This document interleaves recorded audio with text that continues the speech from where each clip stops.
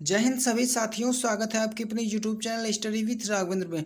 दोस्तों, Bihar police, Uttar Pradesh police या फिर दिल्ली पुलिस, इनमें से जो भी साथी किसी भी एग्ज़ाम की तैयारी कर रहे हैं तो उनके लिए आज की क्लास बहुत ही खास होने वाली है। तो दोस्तों, इन सभी एग्ज़ाम को देखते हुए जो कि हमारे द्वारा एक प्रैक्टिस सेट चलाया जा रहा है, तो दोस्तों उस क्लास का प्रैक्टिस सेट नंबर फर्स्ट है। तो दोस्तों चलिए हम लोग स्टार्ट करते हैं इसको। दोस्तों, आज के प्रैक्टिस सेट का पहला क्वेश्चन कि निम्नलिखित में से किस पशु को भारत के राष्ट्रीय प्रतीकों में स्थान नहीं मिला। तो किस पशु को भारत के राष्ट्रीय प्रतीकों में स्थान नहीं मिला, तो ये ऊंट को नहीं मिला था। तो राइट आंसर हमारा क्या हो जाएगा, बी। दोस्तों, आप लोग भी अपना आंसर कमेंट बॉक्स में जरूर दीजिएगा। हमारे क्वेश्चन से पढ़ने से पहले आप लोग ये आंसर कमेंट बॉक्स में छाप दीजिएगा। दोस्तों, आपका दूसरा नंबर क्वेश्चन है कि भारत का राष्ट्रीय धरोहर पशु पशु निम्नलिखित में से कौन सा है। तो ये हमारा हो जाएगा हाथी। तो राइट आंसर हमारा बी हो जाएगा। चलिए दोस्तों, अगले क्वेश्चन की ओर बढ़ते हैं। अगला हमारा क्वेश्चन कि स्वतंत्र भारत के राष्ट्रीय ध्वज का डिजाइन निम्नलिखित में से किसने बनाया था। तो जो कि हमारे भारत के राष्ट्रीय ध्वज का डिजाइन किसने बनाया, तो ये पिंगली वेंकैया ने बनाया था। कौन, पिंगली वेंकैया ने बनाया। तो राइट आंसर हमारा डी हो जाएगा। चलिए दोस्तों, अगले क्वेश्चन की ओर बढ़ते हैं। अगला क्वेश्चन आपका है कि भारत के राष्ट्रीय गीत के रचयिता कौन है। तो भारत के राष्ट्रीय गीत के रचयिता कौन है, तो वो बंकिम चंद्र चटर्जी है। दोस्तों, भारत के राष्ट्रगान के रचयिता कौन है, तो वो रविन्द्रनाथ टैगोर है। किस भाषा में जो कि उन्होंने राष्ट्रगान को लिखा है, तो वो बंगला भाषा में लिखा है। तो चलिए दोस्तों, अगले क्वेश्चन की ओर हम देखते हैं। दोस्तों, अगला हमारा क्वेश्चन कि अब कौन सा कैलेंडर विश्व भर में सर्वमान्य है। तो जो कि कौन सा कैलेंडर विश्व भर में सर्वमान्य है, तो वो हमारा राइट आंसर हो जाएगा कौन सा, डी हो जाएगा, ग्रेगियन कैलेंडर। जो कि इस समय आप लोग के पास कैलेंडर होगा वो ग्रेगियन कैलेंडर है।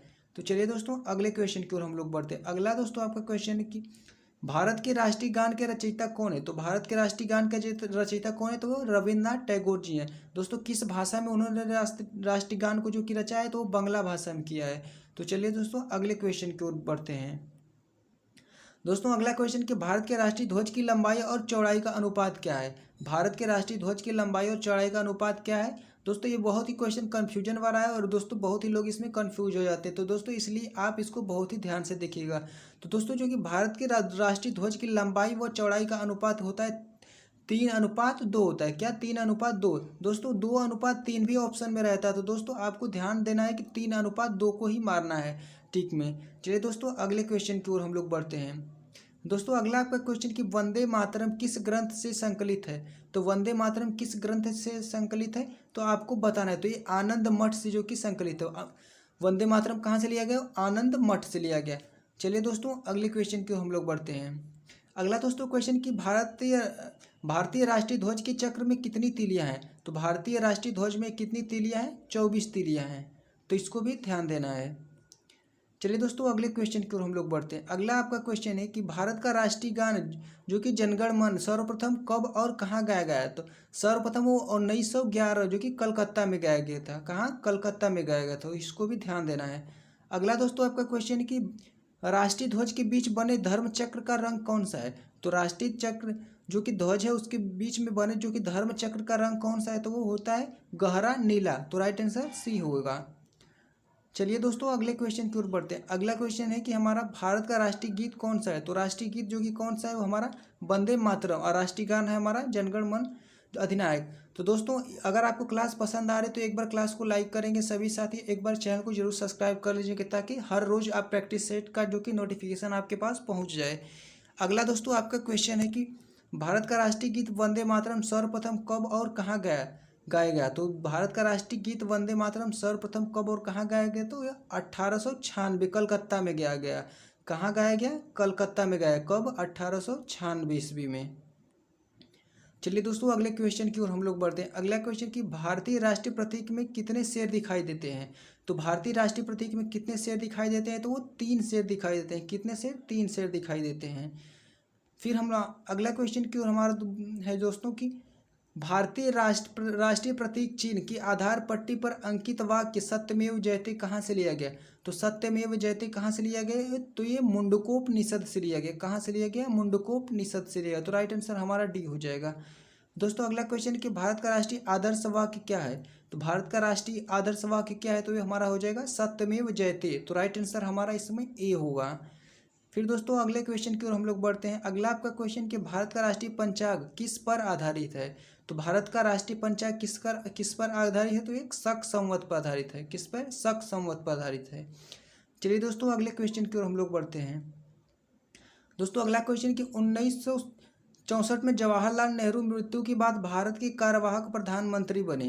तो 1964 में जवाहरलाल की मृत्यु जब हुई थी तो उसके बाद कार्यवाहक प्रधानमंत्री कौन बने, यानी जवाहरलाल नेहरू की मृत्यु के बाद कौन सा उनका पद संभाला। तो गुलजारी लाल नंदा ने उनका पद को ग्रहण किया। तो हमारा राइट आंसर डी हो जाएगा। दोस्तों आपका अगला क्वेश्चन कि भारत के प्रधानमंत्री की सेवानिवृत्त होने की उम्र क्या है। तो भारत के लिए प्रधानमंत्री के जो कि सेवानिवृत्त होने के लिए उम्र कौन सी है। तो ये हमारा हो जाएगा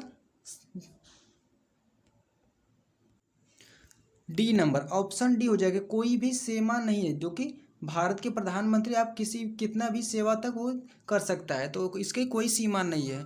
फिर दोस्तों अगले क्वेश्चन की ओर हम लोग बढ़ते हैं। अगला आपका क्वेश्चन है कि इनमें से किसने भारत के प्रधानमंत्री के रूप में सबसे अधिक कार्य किया। तो सबसे अधिक कार्य कौन किया है। तो पंडित जवाहरलाल नेहरू जी ने किया। तो राइट आंसर हमारा ए हो जाएगा। फिर दोस्तों आपका अगला क्वेश्चन है कि भारत के प्रथम गैर कांग्रेसी प्रधानमंत्री कौन थे। तो भारत के प्रथम गैर कांग्रेसी प्रधानमंत्री मोरारजी देसाई थे। तो राइट आंसर हमारा सी हो जाएगा। चलिए दोस्तों अगला क्वेश्चन की ओर हम लोग बढ़ते हैं। अगला क्वेश्चन कि भारत के पहले प्रधानमंत्री जिनकी हत्या की गई थी। तो भारत के पहले प्रधानमंत्री जिनकी हत्या की गई तो कौन थी। इंदिरा गांधी थी। कौन, इंदिरा गांधी थी। तो इनको भी आपको ध्यान रखना है। दोस्तों इंदिरा गांधी को ही आयरन लेडी के नाम से भी उस समय जाना जाता था। फिर दोस्तों अगला क्वेश्चन हम लोग देखते हैं। अगला क्वेश्चन कि लाल बहादुर शास्त्री का जन्म कहाँ हुआ था। तो लाल बहादुर शास्त्री का जन्म कब और कहाँ हुआ था। तो दोस्तों लाल बहादुर शास्त्री का जन्म जो कि 2 अक्टूबर 1869 में हुआ था। तो कब, 2 अक्टूबर 1869 में हुआ था। तो राइट आंसर हमारा ए हो जाएगा। अगले क्वेश्चन की ओर हम लोग बढ़ते हैं। दोस्तों अगला आपका क्वेश्चन है कि लाल बहादुर शास्त्री का कार्यकाल कब से कब तक भारत के प्रधानमंत्री के पद पर रहा। तो लाल बहादुर शास्त्री का कार्यकाल जो कि 1964 से 1966 तक रहा। फिर दोस्तों हमारा अगला क्वेश्चन कि भारत के प्रधानमंत्री जिनकी हत्या की गई थी तो इंदिरा गांधी थे। इस क्वेश्चन को हम लोग ने कर लिया है। अगला दोस्तों आपका क्वेश्चन कि निम्नलिखित में से किस प्रधानमंत्री का कार्यकाल 13 दिनों का था। तो वो अटल बिहारी वाजपेयी जी का जो कि कार्यकाल कितने दिनों का, 13 दिनों के लिए वो प्रधानमंत्री बने थे। फिर दोस्तों अगला हमारा क्वेश्चन निम्नलिखित में से किस अवधि के लिए दौरान मोरारजी देसाई भारत के उप प्रधानमंत्री बने।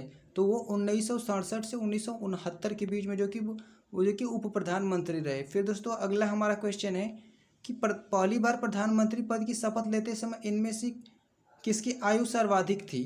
तो आपको बताना है इसको कमेंट बॉक्स में कि पहली बार प्रधानमंत्री पद की शपथ लेते समय जो कि किसकी आयु सर्वाधिक थी, तो आपको बताना है। फिर दोस्तों अगले क्वेश्चन की हम लोग बढ़ते हैं। दोस्तों अगला आपका क्वेश्चन जो कि इंपॉर्टेंट क्वेश्चन कि भारत के प्रधानमंत्री के रूप में इनमें से किसका कार्यकाल सबसे कम था। तो ये चंद्रशेखर का जो कि कार्यकाल सबसे कम था। फिर दोस्तों अगला क्वेश्चन कि भारत के प्रधानमंत्री किसके प्रति जो कि उत्तरदायी होता है। तो ये राज्यसभा के प्रति उत्तरदायी होता है। तो राइट आंसर हमारा बी हो जाएगा। फिर दोस्तों अगला हमारा क्वेश्चन कि केंद्र की मंत्रिपरिषद में कितने मंत्रियों को शामिल किया जा सकता है। तो ये लोकसभा के कुल सदस्यों के 15% को।